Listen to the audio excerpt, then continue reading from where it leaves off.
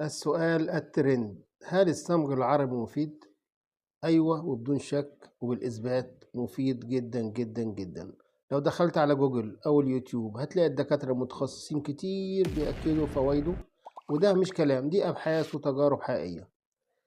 وثانيا معاكم ياسر المصري، أنا ببيع صمغ عربي من 12 سنة، وعن تجربة ناس كتير كتير استخدمته لعلاج أمراض الكلى والقولون والمعدة والكبد وحتى البشرة وغيرهم كتير، والحمد لله كلهم استفادوا منه.